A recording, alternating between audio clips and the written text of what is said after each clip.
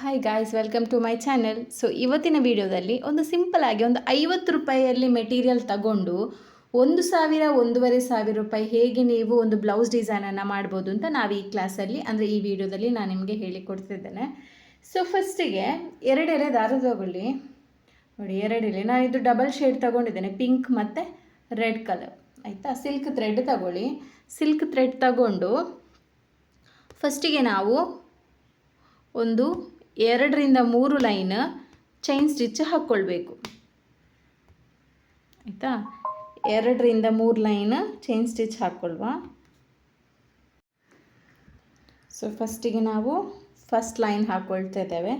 Double shade ತಗೊಂಡಿದ್ದೇನೆ ನಾನು, single shade ಅಲ್ಲ, ಡಬಲ್ ಶೇಡ್. ಸೊ ಪಿಂಕ್ ಮತ್ತು ರೆಡ್ ಕಲರ್, ನೀವು ಬೇಕು ಅಂತಂದರೆ ಬೇರೆ ಕಲರ್ ಬೇಕಾದರೂ ತಗೊಳ್ಬೋದು. ಸೊ ಫಸ್ಟಿಗೆ ನಾವು ಯಾವಾಗಲೂ ನೀವು ಸಿಲ್ಕ್ ಥ್ರೆಡ್ ಅಥವಾ ಜರಿ ಥ್ರೆಡ್ ಯಾವುದೇ ನೀವು ಚೈನ್ ಸ್ಟಿಚ್ ಕೊಡೋದಾದರೂ 2ರಿಂದ 3 ಲೈನ್ ಚೈನ್ ಸ್ಟಿಚ್ ಕೊಡಬೇಕು. ಆಗೇನಾಗುತ್ತೆ, ಟೈಲರ್ ಅವರು ಸ್ಟಿಚಿಂಗ್ ಎಲ್ಲ ಮಾಡಿದಾದಮೇಲೆ ನಿಮಗೆ ಆ ಬಾರ್ಡರ್ ಡಿಸೈನ್ ಬರುತ್ತೆ ನೋಡಿ, ಎಂಡ್ ಅಂದರೆ ನೆಕ್ ಹತ್ತಿರ ಅಥವಾ ಸ್ಲೀವ್ಸ್ ಇದ್ದು ಎಂಡಿಗೆ ತುಂಬ ಪರ್ಫೆಕ್ಟಾಗಿ ಬರುತ್ತೆ ಡಿಸೈನ್. ಇಲ್ಲದಿದ್ದರೆ ಏನಾಗುತ್ತೆ ಅಂದರೆ ನೀವು ಚೈನ್ ಸ್ಟಿಚ್ಚೇ ಕೊಡಲಿಲ್ಲ ಅಂದರೆ ಒಂದೊಂದು ಸಲ ಬೀಡ್ಸ್ ಕಟ್ ಆಗುವ ಚಾನ್ಸಸ್ಸು ಇರುತ್ತೆ, ಮತ್ತು ಫಿನಿಶಿಂಗು ಅಷ್ಟು ನೀಟ್ ಬರಲ್ಲ. ನೀವು ಯಾವುದೇ ಡಿಸೈನ್ ಮಾಡಿದರೂ ಚೈನ್ ಸ್ಟಿಚ್ ಕೊಡೋದು ಮುಖ್ಯ. ಅದು ಸಿಲ್ಕ್ ಥ್ರೆಡ್ ಆಗಲಿ, ಝರಿ ಥ್ರೆಡ್ ಆಗಲಿ, ಹಾಗೆ ಅಂದರೆ ಎಷ್ಟೇ ಕಾಸ್ಟ್ಲಿದ್ದು ಮಾಡಿ, ಬಟ್ ಚೈನ್ ಸ್ಟಿಚ್ ಕೊಡಬೇಕು. ಅದು ಈ ಟೈಲರ್ಸ್ನವರಿಗೂ ಸ್ವಲ್ಪ ಈಸಿ ಆಗುತ್ತೆ, ಅವರಿಗೆ ಈ ಲೈನಿಂಗ್ ಪೀಸ್ ಎಲ್ಲ ಅಟ್ಯಾಚ್ ಮಾಡಲಿಕ್ಕೆ. ನೀವು ಡೈರೆಕ್ಟ್ ಬೀಡ್ಸಿಂದಲೇ ಸ್ಟಾರ್ಟ್ ಮಾಡಿದರೆ ಅವರಿಗೆ ತುಂಬ ಕಷ್ಟ. ಅಂದರೆ ಒಂದೊಂದು ಸಲ ಏನಾಗುತ್ತೆ, ಬೀಡ್ಸಲ್ಲಿ ಹಾಕಿರುವ ಥ್ರೆಡ್ ಕಟ್ ಆಯಿತು ಅಂದರೆ ಮತ್ತು ನಿಮಗೆ ವರ್ಕ್ ಮಾಡಲಿಕ್ಕೆ ಅಂದರೆ ಅವರಿಗೆ ಸ್ಟಿಚ್ ಮಾಡಲಿಕ್ಕೆ ಕಷ್ಟ. ಮತ್ತು ಕಸ್ಟಮರಿಗೆ ಕೊಡುವಾಗ ಅವರಿಗೂ ಟೆನ್ಷನ್ ಆಗುತ್ತೆ, ಅಂದರೆ ಈ ಬೀಡ್ಸ್ ಎಲ್ಲ ಕಟ್ಟಾಗಿ ಅವರು ರಿಟರ್ನ್ ನಾರ್ಮಲ್ ನೀಡಲಲ್ಲಿ ಹಾಕಿ ಅದೊಂದು ಸಲ ಫಿನಿಶಿಂಗು ಅಷ್ಟು ನೀಟ್ ಬರಲ್ಲ. ಸೊ ಹಾಗಾಗಿ ಯಾವಾಗಲೂ ನಾವು ಚೈನ್ ಸ್ಟಿಚ್ ಹಾಕಬೇಕು. ಹಾಗೆ ಅದಕ್ಕೆ ನಾವು ಆರಿ ವರ್ಕ್ ಬೇಸಿಕಲ್ಲಿ ಚೈನ್ ಸ್ಟಿಚ್ಚಿಂದ ಹೇಳಿಕೊಡೋದು. ಯಾಕಂದರೆ chain stitch main. Chain stitch ಒಂದು ಸಲ ಬಂತು ಅಂದರೆ ಅದೇ ಟೆಕ್ನಿಕಲ್ಲಿ ನಾವು ಎಲ್ಲ ಸ್ಟಿಚಸ್ಸು ಕಂಪ್ಲೀಟ್ ಮಾಡ್ಬೋದು. ಸೊ ಈಗ ನಮ್ಮದು ಚೈನ್ ಸ್ಟಿಚ್ ಕಂಪ್ಲೀಟ್ ಆಯಿತು. ಆಯಿತಾ, ಸೊ ನೆಕ್ಸ್ಟ್ ನಾವು ಏನು ಮಾಡಬೇಕು ಅಂದರೆ, ಈಗ ನಾವು ಚೈನ್ ಸ್ಟಿಚ್ ಹಾಕಿದ್ದೇವಲ್ಲ ಸಿಲ್ಕ್ ಥ್ರೆಡ್ಡಲ್ಲಿ, ಸೊ ಅದಕ್ಕೆ ನಾವು ನಮ್ಮ ಗೋಲ್ಡನ್ ಕಲರ್ ಝರಿ ಥ್ರೆಡ್ ತಗೊಂಡು ಔಟರ್ ಲೈನ್ ಕೊಡಬೇಕು. ಚೈನ್ ಸ್ಟಿಚ್ಚಿಗೇ ಸಿಲ್ಕ್ ಥ್ರೆಡ್ಡಲ್ಲಿ ಹಾಕಿರುವ ಚೈನ್ ಸ್ಟಿಚ್ಚಿಗೆ ಮೇಲೆ ಮತ್ತು ಕೆಳಗಡೆ ನಾವು ಒಂದೊಂದು ಲೈನ್ ಝರಿ ಥ್ರೆಡ್ಡಲ್ಲಿ ಔಟರ್ ಲೈನ್ ಕೊಡಬೇಕು. ಆಗ ನಮಗೆ ಆ ಸಿಲ್ಕ್ ಥ್ರೆಡ್ ಹೈಲೈಟ್ ಆಗುತ್ತೆ. ಸೊ ಬನ್ನಿ ಚೈನ್ ಸ್ಟಿಚ್ ಕೊಡ್ತಾ ಬರುವ. ಇದು ಜಸ್ಟ್ ನಿಮಗೊಂದು 50 ರೂಪಾಯಲ್ಲಿ ಮಾಡ್ಬೋದಂತ ಡಿಸೈನ್. ಇದೊಂದು ಫುಲ್ ನೀವು ಬ್ಲೌಸ್ ನೆಕ್ಕಿಗೆ ಮಾಡ್ಬೋದು ಮತ್ತು ಸ್ಲೀವ್ಸಿಗೆ ಮಾಡ್ಬೋದು. ಇದರದ್ದು ಪ್ರೈಸ್ ನೀವು 1000ಇಂದ 1500ವರೆಗೂ ಏನು ನೀವು ಚಾರ್ಜ್ ಮಾಡ್ಬೋದು. ಯಾಕಂದರೆ ಅಷ್ಟು ಪರ್ಫೆಕ್ಟಾಗಿ ನೀಟಾಗಿ ಬರುತ್ತೆ. ಬಟ್ ನೀವು ಅಷ್ಟು ನೀಟ್ ಮಾಡಬೇಕು. ಅಷ್ಟು ಚಾರ್ಜ್ ಮಾಡೋದಾದರೆ ನಾವು ಪರ್ಫೆಕ್ಟ್ ಫಿನಿಶಿಂಗ್ ಮಾಡಿ ಕಸ್ಟಮರಿಗೆ ಕೊಡಬೇಕು. ಆಯಿತಾ, ಸೊ ಈಗ ನಾವು ಇದಕ್ಕೆ ಔಟರ್ ಲೈನ್ ಕೊಡ್ತಾ ಇದ್ದೇವೆ. ಸೊ ಈಗ ನಾವು ಔಟರ್ ಲೈನ್ ಝರಿ ಥ್ರೆಡಲ್ಲಿ ಕೊಡ್ತಾ ಇದ್ದೇವೆ. ಫಸ್ಟ್ ನಾವು ಸಿಲ್ಕ್ ಥ್ರೆಡಲ್ಲಿ 3 ಲೈನ್ ಕೊಟ್ಟು ಮತ್ತು ಅದರ ಔಟರ್ ಲೈನಿಗೆ ಝರಿ ಥ್ರೆಡಲ್ಲಿ ಮೇಲೆ ಒಂದು ಕೆಳಗಡೆ ಒಂದು ಕೊಡಬೇಕು. ಈ ಡಿಸೈನ್ ಯಾರೆಲ್ಲ ಆರಿ ವರ್ಕನ್ನು ಈಗ ಕಲಿತಾ ಇದ್ದೀರಾ, ಹೇಗೆ ಡಿಸೈನ್ ಮಾಡಬೇಕು ಗೊತ್ತಿಲ್ಲ ಅಂಥವರಿಗೆ, ಮತ್ತು ಕೆಲವು ಕಸ್ಟಮರ್ ನಮಗೆ 1,000 ರೂಪಾಯಲ್ಲಿ ಮಾಡಿಕೊಡಿ, 1,500 ರೇಂಜಲ್ಲಿ ಮಾಡಿಕೊಡಿ ಅಂತ ತುಂಬ ಜನ ಕೇಳ್ತಾರೆ. ಸೊ ತುಂಬ ಕಾಸ್ಟ್ಲಿ ಬೇಡ, ಸ್ವಲ್ಪ ಕಡಿಮೆ ಅಮೌಂಟಲ್ಲಿ ಬೇಕು ಅಂತಾದರೆ ಈ ಥರ ಬೇಕಾದರೂ ನೀವು ಟ್ರೈ ಮಾಡ್ಬೋದು. ಆಯಿತಾ, ಸೊ ಈಗ ನಾವೊಂದು ಡಿಸೈನ್ ಮಾಡಬೇಕು. ಇದಕ್ಕೆ ಸ್ವಲ್ಪ ಶೇಪ್ ಮಾಡಬೇಕೀಗ. ಶೇಪ್ ಮಾಡೋದಂದರೆ ಒಂದು ಈ ರೀತಿ ಶೇಪ್ ಮಾಡಬೇಕು, ಮತ್ತು ಅದರ ಕೆಳಗಡೆ ಹೀಗೆ ರಿಟರ್ನ್ ಅದರ ಕೆಳಗಡೆ ಹೀಗೆ ಈ ರೀತಿ ಶೇಪ್ ಮಾಡ್ತಾ ಹೋಗಬೇಕು. ನೋಡಿ, ಚಿಕ್ಕ ಚಿಕ್ಕದು, ದೊಡ್ಡದಲ್ಲ, ಚಿಕ್ಕದು. ಇದರಲ್ಲಿ ನಾನು ಅಂದರೆ ಬೀಡ್ಸ್ ಅಂದರೆ ಅಷ್ಟು ಬೀಡ್ಸ್ ಯೂಸ್ ಮಾಡಲ್ಲ, ಕಡಿಮೆ ಸಿಲ್ಕ್ ಥ್ರೆಡ್ ಮತ್ತು ಝರಿ ಥ್ರೆಡಲ್ಲೇ ವರ್ಕ್ ಮಾಡೋದು. ಈಗ ನಾನು ಈ ಲೈನಿಗೆ ಕೂಡ ಹಾಗೆ ಜಸ್ಟ್ ಚೈನ್ ಸ್ಟಿಚ್ಚಲ್ಲೇ ಕೊಡ್ತಾ ಇದ್ದೇನೆ.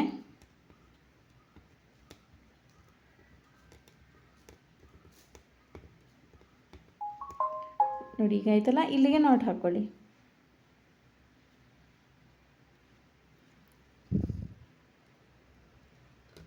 ಇಲ್ಲಿಗೆ ಹೀಗೆ ನಾಟ್ ಹಾಕ್ಕೊಳ್ಳಿ. ಮತ್ತು ಸೇಮ್ ಅದೇ ರೀತಿ ಫುಲ್ ಡಿಸೈನನ್ನು ಕಂಪ್ಲೀಟ್ ಮಾಡಬೇಕು. ಸೊ ಇದೇ ರೀತಿ ನೀವು ನಾಟ್ ಹಾಕ್ಕೊಳ್ಳುವಾಗ ಚಿಕ್ಕ ನಾಟ್ ಹಾಕಬೇಕು ಅಂದರೆ ಏನು ಮಾಡಬೇಕು, ನೀವು ಎಂಡಿಗೆ ಚೈನ್ ತಗೊಳ್ತೀರಲ್ಲ, ನಾಟ್ ಹಾಕಲಿಕ್ಕೆ ಅಂತ ಒಂದು ಚೈನ್ ತಗೊಳ್ತೀರಲ್ಲ, ಅದನ್ನು ಚಿಕ್ಕದು ತಗೊಂಡ್ರೆ ನಿಮ್ಮ ನಾಟ್ ಕೂಡ ಚಿಕ್ಕದಾಗಿ ಬೀಳುತ್ತೆ. ಮತ್ತು ಈ ಡಿಸೈನಲ್ಲಿ ನಾವು ನಾಟ್ ಕೊಡ್ತೇವಲ್ಲ, ಅದನ್ನು ನಾವು ಕೆಳಗಡೆ ಡಿಸೈನ್ ಮಾಡುವಾಗ ಕವರ್ ಮಾಡ್ಕೊಂಡು ಹೋಗಬೇಕು. ಈಗ ಇಲ್ಲಿ ನಂದು ನಾಟ್ ಆಯ್ತಲ್ಲ, ಈಗ ಇದನ್ನು ಹೀಗೆ ಕವರ್ ಮಾಡ್ತಾ ಇದರ ಮೇಲ್ಗಡೆಯಿಂದನೇ ತಗೊಂಡು ಹೋಗ್ಬೇಕು ಹೀಗೆ. ಸೊ ಕಂಪ್ಲೀಟಾಗಿ ನಾವು ಇದನ್ನು ಚೈನ್ ಸ್ಟಿಚ್ಚಲ್ಲೇ ಕೊಡಬೇಕು. ಶೇಪ್ ಮುಖ್ಯ. ನಾವು ಟ್ರೇಸಿಂಗ್ ಮಾಡ್ತೇವಾ ಅಥವಾ ಕೈಯಲ್ಲಿ ಮಾಡ್ತೇವಾ ಡಿಸೈನನ್ನು, ಟ್ರೇಸಿಂಗ್ ತುಂಬ ಮುಖ್ಯ ಆಗುತ್ತೆ. ನಿಮ್ಮದು ಪರ್ಫೆಕ್ಟ್ ಫಿನಿಶಿಂಗ್ ಬರಬೇಕು ಅಂದರೆ ನಾವು ಟ್ರೇಸಿಂಗನ್ನು ಕರೆಕ್ಟಾಗಿ ಮಾಡಬೇಕು.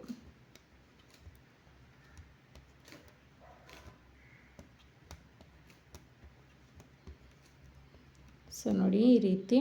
ಅಂದರೆ ತುಂಬ ಜನ ಏನು ಮಾಡ್ತೀರಾ ಅಂದರೆ ಆರಿ ವರ್ಕ್ ಕಲಿತೀರಾ, ಬಟ್ ನಿಮಗೆ ಸಿಂಪಲ್ ಡಿಸೈನ್ ಯಾವುದು, ಹೆವಿ ಡಿಸೈನ್ ಯಾವುದು, ಈ 1,000 ರೇಂಜ್ ಹೇಳಿದರೆ ಯಾವ ಡಿಸೈನ್ ಮಾಡಿ ಕೊಡಬೇಕು ಅಂತ ಗೊತ್ತಿರಲ್ಲ. ನೀವೇನು ಮಾಡ್ತೀರಾಗ ಈ 3-4 ಸಾವಿರ ಅಥವಾ 2,000, 2,500 ಡಿಸೈನನ್ನೆಲ್ಲ 500 ರೂಪಾಯಿ 600 ರೂಪಾಯಿಗೆಲ್ಲ ಮಾಡಿಕೊಡ್ತೀರ. ನಾನು ನಿಮಗೊಂದು ಹೇಳೋದೇನೆಂದರೆ, ತುಂಬ ಕಮ್ಮಿ ಅಮೌಂಟಿಗೆ ಮಾಡಲಿಕ್ಕೆ ಹೋಗಬೇಡಿ. ಅದು ಏನಾಗುತ್ತೆ, ನಿಮ್ಮ ಒಂದು ಆ ವರ್ಕಿದು ವ್ಯಾಲ್ಯೂ ಹೋಗುತ್ತೆ ಆಗ.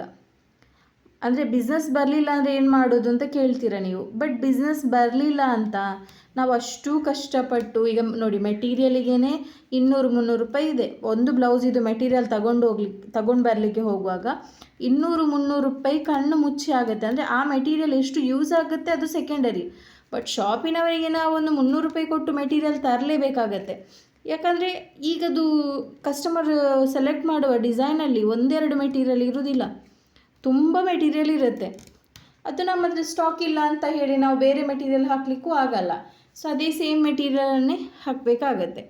ಸೊ ಆಗೇನು ಮಾಡಬೇಕಂದ್ರೆ ನಾವು ತುಂಬ ಕಡಿಮೆಗೆ ಮಾಡಲಿಕ್ಕೆ ಹೋಗಬೇಡಿ. ಹ್ಯಾಂಡ್ ವರ್ಕ್ ಸ್ಟಾರ್ಟಿಂಗ್ ಪ್ರೈಸೇ 1000 ಅಥವಾ 1200. ಈಗ ನಂದು ಕೂಡ ಹಾಗೆ. ಅರಿ ವರ್ಕ್ ಸ್ಟಾರ್ಟಿಂಗ್ ಪ್ರೈಸ್ ಎಷ್ಟು ಅಂತ ಕೇಳಿದರೆ ನಾನು 1200 ಹೇಳ್ತೇನೆ. ಯಾಕಂದರೆ ನಾನು 1500 ಹೇಳ್ಬೋದು ನನ್ನ ಫಿನಿಶಿಂಗಿಗೆ, ಬಟ್ ಇಲ್ಲ, ನಮ್ಮದು ಸ್ವಲ್ಪ ಕಮ್ಮಿ ಅಮೌಂಟಿಂದನೇ ಸ್ಟಾರ್ಟ್ ಮಾಡಿದರೆ ತುಂಬ ಜನ ಮಾಡಿಸ್ತಾರೆ ಅಲ್ವಾ. ಸೊ ಹಾಗಾಗಿ ತುಂಬ ಕಡಿಮೆಗೆ ಮಾಡಲಿಕ್ಕೆ ಹೋಗಬೇಡಿ. ಕೆಲವರು ನಾನು ನೋಡಿದ್ದೇನೆ, ಅಂದರೆ ಕಸ್ಟಮರ್ ಬರಲ್ಲ ಅಂತ 500-600ಕ್ಕೆ ಮಾಡಿಕೊಡುವವರು ಇದ್ದಾರೆ. ಮತ್ತು ನಿಮಗೀಗ ಮೀಶೋದಲ್ಲೆಲ್ಲ ಸೇಲ್ ಮಾಡ್ಬೋದು ಆನ್ಲೈನಲ್ಲಿ ವಿದೌಟ್ GST ಸೆಲ್ ಮಾಡಲಿಕ್ಕೆಲ್ಲ ಆಪ್ಷನ್ ಇದೆ. ಬಟ್ ಅದರಲ್ಲಿ ಸ್ವಲ್ಪ ರಿಸ್ಕ್ ಇದೆ. ಅಂದರೆ ಒಂದೊಂದು ಸಲ ರಿಟರ್ನ್ ಬಂದರೆ ಆ ರಿಟರ್ನ್ ಇದು ಅಮೌಂಟ್ ನೀವು ಕೊಡಬೇಕಾಗುತ್ತೆ, ಕೊರಿಯರ್ ಚಾರ್ಜಸ್ ಎಲ್ಲ ಅದಕ್ಕೆಲ್ಲ ಒಂದು ಸಲ ಇದೆ. ಅಂದರೆ ಡ್ಯಾಮೇಜ್ ಪಾರ್ಸಲ್ ರಿಟರ್ನ್ ಸೆಂಡ್ ಮಾಡ್ತಾರೆ, ಸ್ವಲ್ಪ ಲಾಸ್ ಪ್ರಾಫಿಟ್ ಎಲ್ಲ ಇದೆ ಆನ್ಲೈನ್ ಬಿಸ್ನೆಸ್ ಅಂದರೆ. ಎಲ್ಲ ಈಸಿಯಲ್ಲಿ ಆಗೋದಿಲ್ಲ, ಸ್ವಲ್ಪ ಕಷ್ಟಪಡಬೇಕಾಗುತ್ತೆ. ಅದಕ್ಕಿಂತ ನೀವು ಒಂದು ಸೋಷಿಯಲ್ ಮೀಡಿಯಾ ಎಲ್ಲ ಯೂಸ್ ಮಾಡಿಕೊಂಡು ಅದರಲ್ಲಿ ನೀವು ಮಾಡಿರೋ ವರ್ಕ ಯಾವುದಾದ್ರೂ ಪೋಸ್ಟ್ ಮಾಡ್ತಾ ಇದ್ದರೆ ಏನಾಗುತ್ತೆ ಅಂದರೆ ಕಸ್ಟಮರ್ ನಿಮಗೆ ಒಂದಲ್ಲ ಒಂದು ದಿನ ಕಾಂಟ್ಯಾಕ್ಟ್ ಮಾಡ್ತಾರೆ. ಈಗ ನಾನು ರಿಟರ್ನ್ 2 ಎಳೆ ದಾರ ತಗೊಳ್ತೇನೆ. 2 ಎಳೆ ದಾರ ತಗೊಂಡು ಏನು ಮಾಡಬೇಕು ಅಂದರೆ ಜಸ್ಟ್ ಮೇಲ್ಗಡೆಯಿಂದ ಮಾತ್ರ, ಆಯಿತಾ, ಇಲ್ಲಿ ಔಟರ್ ಲೈನ್ ಕೊಡಬೇಕು ಮೇಲ್ಗಡೆಯಿಂದ ಈ ರೀತಿ.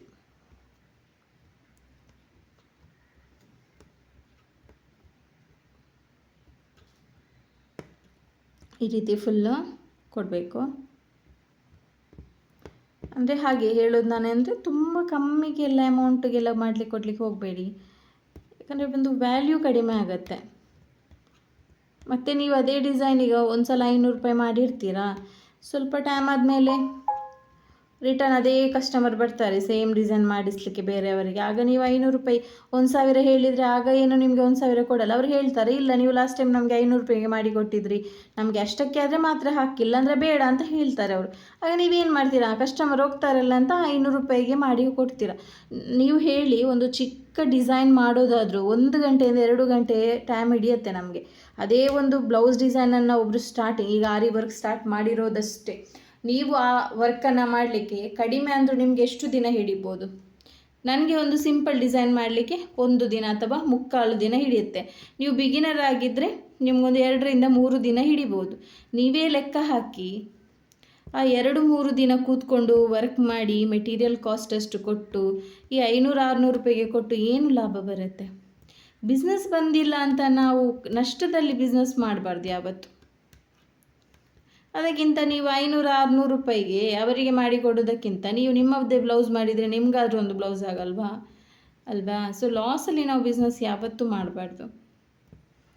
ನಿಮಗೀಗ ಆರಿ ವರ್ಕ್ ಅಂದರೆ ಖಾಲಿ ಬ್ಲೌಸಿಗೆ ಮಾತ್ರ ಮಾಡೋದಲ್ಲ, ಸ್ಯಾರೀಸಿಗೆ ಮಾಡ್ಬೋದು, ಮತ್ತು ಕಿಡ್ಸ್ ಡ್ರೆಸ್ಸಿಗೆ ಮಾಡ್ಬೋದು, ಕುರ್ತೀಸಿಗೆ ಮಾಡ್ಬೋದು. ಅಥವಾ ನೀವು ಸ್ವಲ್ಪ ಪೀಸ್ ವರ್ಕ್ ಮಾಡಿಟ್ಟು ಸೋಷಿಯಲ್ ಮೀಡ್ಯಾದಲ್ಲಿ ಅಪ್ಲೋಡ್ ಮಾಡ್ಬೋದು, ನಮ್ಮ ಹತ್ರ ಈ ರೇಂಜಲ್ಲಿದೆ ಆಯಿತಾ. ಸೊ ಹಾಗೆಲ್ಲ ಮಾಡ್ಬೋದು. ಅಂದರೆ ನಾನು ತುಂಬ ಜನ ನೋಡಿದ್ದೀನಿ, ತುಂಬ ಕಡಿಮೆ ಅಮೌಂಟಿಗೆ ಮಾಡಿ ಕೊಡ್ತೀರಾ, ಬಟ್ ಅವರು ನೆಕ್ಸ್ಟ್ ಟೈಮೆಲ್ಲ ಸೇಮ್ ಅಮೌಂಟ್ ಬೇಕು ಅಂತ ಹೇಳ್ತಾರೆ. ಆಗ ನಿಮಗೆ ಕಷ್ಟ ಆಗುತ್ತೆ, ಅದು ಒಂದು ಪ್ರಾಬ್ಲಮ್. ಸೊ ಈಗ ನಾವು ಝರಿ ಥ್ರೆಡ್ ತಗೊಳ್ಳುವ. ನೆಕ್ಸ್ಟ್ ಸ್ಟೆಪ್ಪು, ನಾವು ಈ ಝರಿ ಥ್ರೆಡನ್ನು ತಗೊಂಡು ಈ ಒಂದು ಶುಗರ್ ಬೀಡ್ ಆಯಿತಾ. ಸೊ ಇಲ್ಲಿ ನೀವು ಎಲ್ಲೆಲ್ಲ ಜಾಯಿಂಟ್ ಕೊಟ್ಟಿರ್ತೀರ ಅಲ್ಲಿ ಆಯಿತಾ. ಸೊ ಇಲ್ಲಿಂದ ಈ ಒಂದು ಶುಗರ್ ಬೀಡನ್ನು ಈ ಒಂದು ಚೈನಿಗೆ ಹಾಕಿ, ಹೀಗೆ ಹಾಕಿದ್ರಾ. ನೆಕ್ಸ್ಟ್ ನಾವೇನು ಮಾಡಬೇಕು, ಇದನ್ನೇ ಚೈನ್ ಸ್ಟಿಚ್ ಈ ರೀತಿ ಹಾಕ್ಕೊಳ್ಬೇಕು ಇಲ್ಲಿಗೆ ಆಯಿತಾ. ರಿಪೀಟ್ ಇಲ್ಲಿಂದನೇ ಮೇಲ್ಗಡೆ ತಗೊಂಡೋಗಿ ಸ್ವಲ್ಪ ಮೇಲೆ ಈ ರೀತಿ ಸ್ವಲ್ಪ ಬೆಂಡ್ ಬರಲಿ, ಅಂದರೆ ತುಂಬ ಸ್ಟ್ರೈಟ್ ತಗೊಂಡು ಹೋಗಬೇಡಿ, ಸ್ವಲ್ಪ ಬೆಂಡ್ ಇದ್ದರೂ ಓಕೆ. ಸೊ ಇಲ್ಲಿಗೆ ಈ ರೀತಿ ಒಂದು ನಾಟ್ ಹಾಕಿ ಆಯಿತಾ. ರಿಪೀಟ್ ಒಂದು, ಅಂದರೆ ನಿಮಗೆ ಗೂಗಲಲ್ಲಿ ಅಥವಾ ಬೇರೆ ಯಾವುದೇ ಆ್ಯಪಲ್ಲಿಯೂ ತುಂಬ ಸಿಂಪಲ್ ಡಿಸೈನ್ ಹುಡುಕಿದರೆ ಸೇಮ್ ಪ್ಯಾಟರ್ನ್ ಬರುತ್ತೆ, ಕುಂದನ್ ಸ್ಟೋನ್ ಇದ್ದು ಅಥವಾ ಬೀಡಿದ್ದು ಅಷ್ಟೇ. ಈ ಥರ ನಿಮಗೆ ಡಿಫ್ರೆಂಟ್ ಡಿಸೈನ್ ನಾವು ಕ್ರಿಯೇಟ್ ಮಾಡಿದಾಗ ಮಾತ್ರ ಬರೋದು. ಅಂದರೆ ನಮ್ಮ ಹತ್ರ ಒಂದು ಐಡಿಯಾ ಇತ್ತು ಅಂದರೆ ನಾವು ನಮ್ಮ ಸ್ಯಾಂಪಲ್ ಡಿಸೈನ್ಸನ್ನು ಕಸ್ಟಮರಿಗೆ ಕೊಟ್ಟು 1000 ರೂಪೀಸಿಗೆ 1500ಗೆಲ್ಲ ಕೊಟ್ಟು ನಾವು ಮಾಡಿಸ್ಬೋದು. ಅಂದರೆ ಎಲ್ಲ ಗೂಗಲಲ್ಲೇ ಹುಡುಕ್ತೇವೆ ಅಂದರೆ ಗೂಗಲಲ್ಲಿ ಕೆಲವು ಬರುತ್ತೆ, ಕೆಲವು ಬರಲ್ಲ. ಅಂದರೆ ಸೇಮ್ ಪ್ಯಾಟರ್ನ್ ಬರುತ್ತೆ, ನಮಗೆ ಸೇಮ್ ಪ್ಯಾಟರ್ನ್ ಕಳಿಸ್ಲಿಕ್ಕೆ ಕೂಡ ಆಗಲ್ಲ ಕಸ್ಟಮರಿಗೆ. ಸೊ ಸ್ವಲ್ಪ ಕೆಳಗಡೆ ಬಂದು ಗ್ಯಾಪಲ್ಲಿ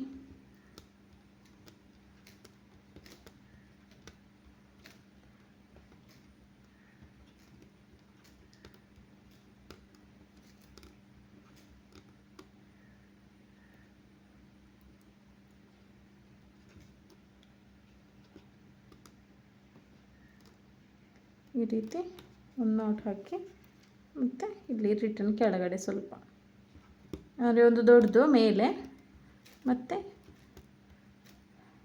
ಆ ಸೈಡ್ ಈ ಸೈಡಿದ್ದು ಚಿಕ್ಕದು. ಇದಕ್ಕೆ ನೀವೇನು ಮಾಡಬೇಕು ಅಂದರೆ ಚಿಕ್ಕ ಚೈನ್ ಹಾಕಬೇಕು. ಇಲ್ಲಿ ನೀವು ದೊಡ್ಡ ಚೈನ್ ಹಾಕಬಾರ್ದು ಆಯಿತಾ.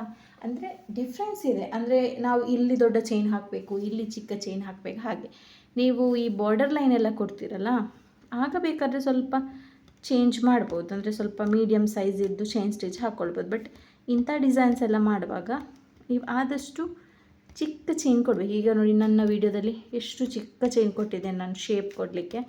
ಚಿಕ್ಕ ಚೈನ್ ಕೊಟ್ಟರೆ ತುಂಬ ಚೆನ್ನಾಗಿ ಕಾಣುತ್ತೆ.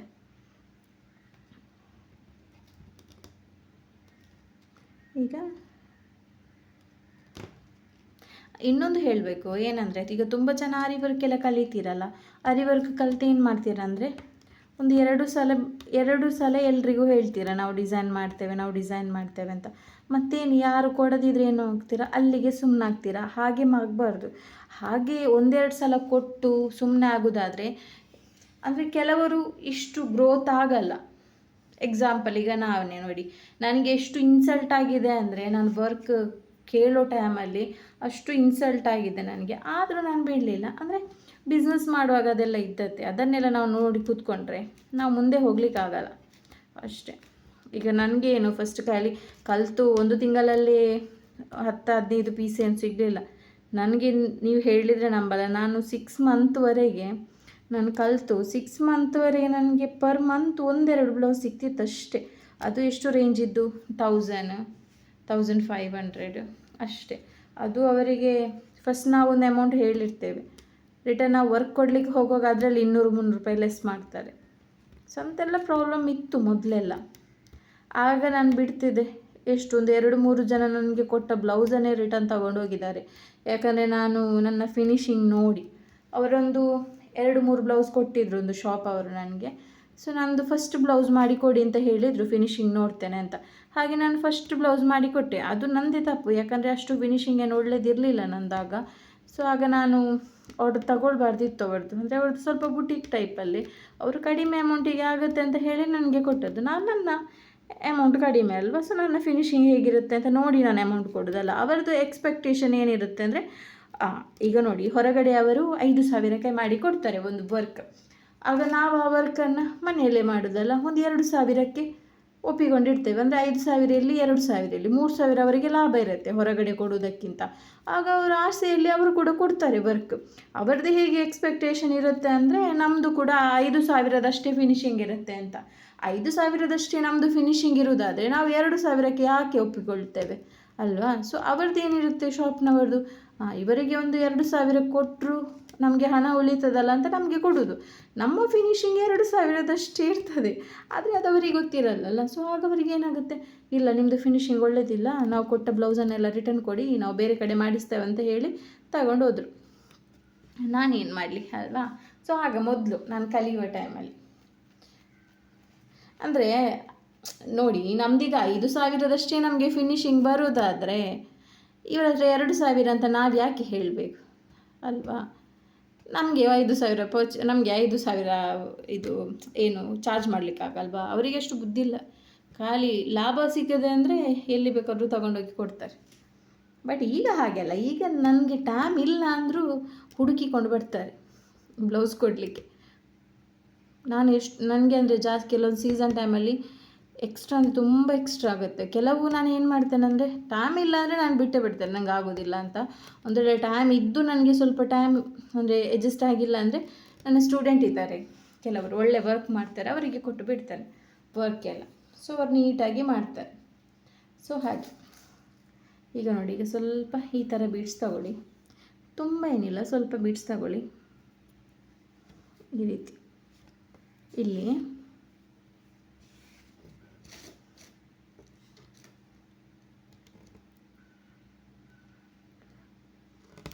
ಇದು ಬೇಡ, ನಾವು ನೈಲಾನ್ ಥ್ರೆಡ್ ತಗೊಳ್ಳೋ, ಝರಿ ಥ್ರೆಡಲ್ಲೇ ಆಗೋದಿಲ್ಲ ನಮಗೆ ಸ್ಟಿಚಿಂಗ್. ಸೊ ಬೀಡ್ಸ್ ಸ್ಟಿಚಿಗೆ ನಾನೀಗ ನೈಲಾನ್ ಥ್ರೆಡ್ ತಗೊಳ್ತೇನೆ. ನೈಲಾನ್ ಥ್ರೆಡಲ್ಲಿ ಒಂದೊಂದು, ಇದೀಗ ನೋಡಿ ಇದು ನನ್ನದು ಓನ್ ಡಿಸೈನ್. ನಾನು ಯಾವುದೇ ಗೂಗಲಲ್ಲಿ ಸರ್ಚ್ ಮಾಡಿ ನಿಮಗೆ ಹೇಳಿಕೊಡೋದಲ್ಲ, ಇದು ನನ್ನ ಓನ್ ಡಿಸೈನ್. ಇದು ನೀವು ಈ ಥರ ಡಿಸೈನನ್ನು ನೀವು ಯೂಸ್ ಮಾಡಿಕೊಂಡು ಏನು ಮಾಡಬೇಕಂದ್ರೆ, ಸೇಮ್ ಡಿಸೈನ್ನ ಸ್ಲೀವಿಗೆ ಬಾರ್ಡರ್ಗೆ ಮಾಡಬೇಕು, ಮತ್ತು ಸೇಮ್ ಡಿಸೈನನ್ನು ನೆಕ್ಕಿಗೆ ಮಾಡಬೇಕು. ನೆಕ್ಕಿಗೆ ಮಾಡಿ ಏನು ಮಾಡಬೇಕಂದ್ರೆ, ಒಂದು ಇದು ಸ್ಲೀವ್ಸಿಗೆ ಸ್ವಲ್ಪ ಬಾರ್ಡರ್ ಅಂದರೆ ಬುಟ್ಟಾಸ್ ಡಿಸೈನ್ ಥರ ಮಾಡಬೇಕು. ಯಾವುದಾದ್ರೂ ಸಿಂಪಲ್ ಬುಟ್ಟಾಸ್ ಇದ್ದರೆ ಮಾಡಿದರೆ ನಿಮಗೆ ಕಡಿಮೆ ಅಂದರೆ 1,000 to 1,500 ನಿಮಗೆ ಚಾರ್ಜ್ ಮಾಡ್ಬೋದು.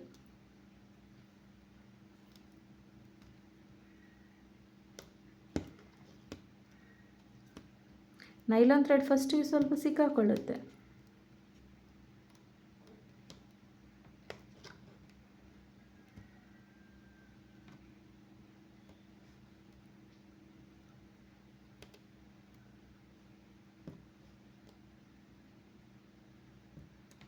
ಸೊ ಇಲ್ಲಿಗೆ ಈ ರೀತಿ ಗೊತ್ತಾಯ್ತಾ?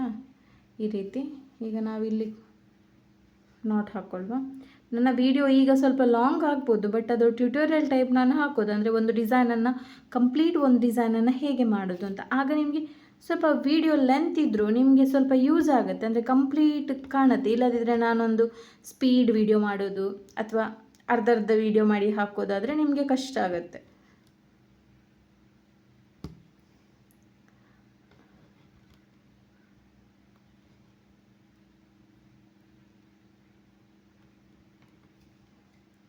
ನಾಟ್ ಹಾಕೊಳ್ಳುವ.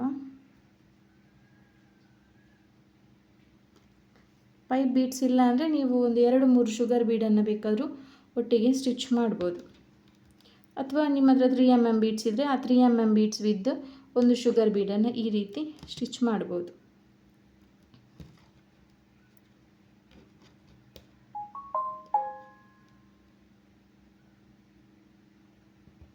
ಓನ್ ಡಿಸೈನ್ ಅಂದರೆ ನಮ್ಮದೇ ಡಿಸೈನ್ ಕ್ರಿಯೇಟ್ ಮಾಡಲಿಕ್ಕೆ ನಾವು ಕಲಿಬೇಕು.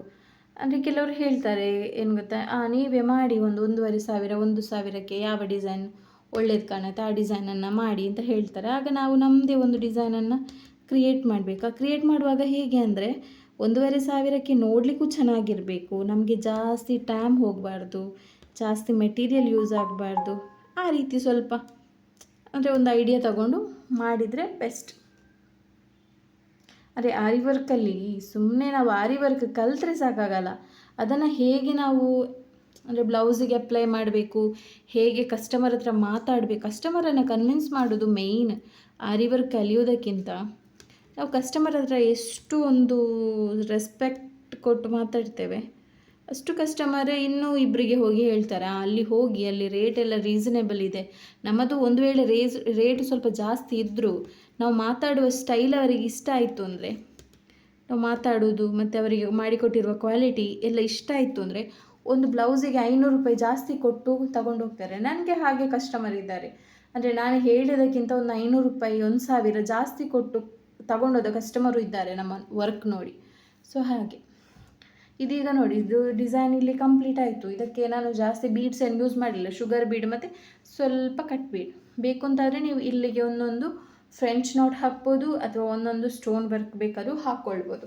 ನಾನು ಇಷ್ಟೇ ಮಾಡಿದ್ದೇನೆ. ನೀವು ಬೇಕು ಅಂತಂದರೆ ಇದು ಸ್ಲೀವ್ಸ್ ಅಂತ ತಿಳ್ಕೊಳ್ಳಿ, ಇಲ್ಲಿ ಒಂದೊಂದು ಡಾಟ್ ಡಾಟ್ ಡಾಟ್ ಬುಟ್ಟಾಸ್ ಹಾಕಿದ್ರು ಓಕೆ. ಡಾಟ್ ಬೇಡ ಅಂದರೆ ಜಸ್ಟ್ ಇಂಥ ಶುಗರ್ ಬೀಡ್ 2 mm ಬೀಡನ್ನು ಸ್ಟಿಚ್ ಮಾಡಿದರೂ ಓಕೆ. ಇದೊಂದು ಡಿಸೈನ್ ಸಿಂಪಲ್ಲಾಗಿ 1,500 1,000ಕ್ಕೆ ನೀವು ಮಾಡ್ಬೋದು. ಹೇಗೆ ಅಂದರೆ ನೆಕ್ ಲೈನ್ ಇಷ್ಟು ಮಾಡಬೇಕು, ಸ್ಲೀವ್ಸ್ ಲೈನ್ ಇಷ್ಟು ಮಾಡಬೇಕು, ಮತ್ತು ಅಲ್ಲಲ್ಲಿ ಬುಟ್ಟಾಸ್ ಮಾಡಿದರೆ 1,500 ತಗೊಳ್ಬೋದು. Thank you.